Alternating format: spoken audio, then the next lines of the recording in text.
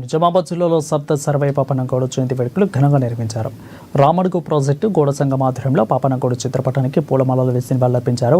ఈ సందర్భంగా మురళీగౌడ్ మాట్లాడుతూ గత 3 సంవత్సరాలుగా విగ్రహ ప్రతిష్టాపనకు అనుమతి రాకపోవడం చాలా బాధాకరమని, తక్షణమే అధికారులు స్పందించాలని డిమాండ్ చేశారు.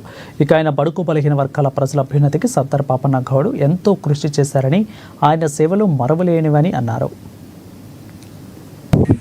ఈరోజు మా రామడుగు గ్రామంలో సర్దార్ సర్వై పాపన్నగౌడ్ విగ్రహము గత 3 సంవత్సరాల క్రితం స్థాపించడం జరిగింది.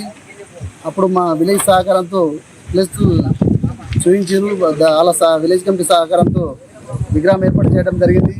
కొన్ని అనివార్య కారణాల వల్ల పర్మిషన్ లేట్ అయింది.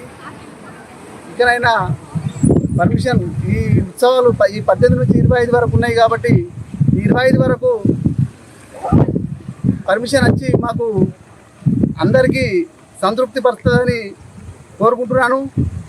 ఎందుకంటే ఈరోజు సీఎం రేవంత్ రెడ్డి గారే అఫీషియల్గా విగ్రహ ప్రతిష్టాపన చేస్తుండు.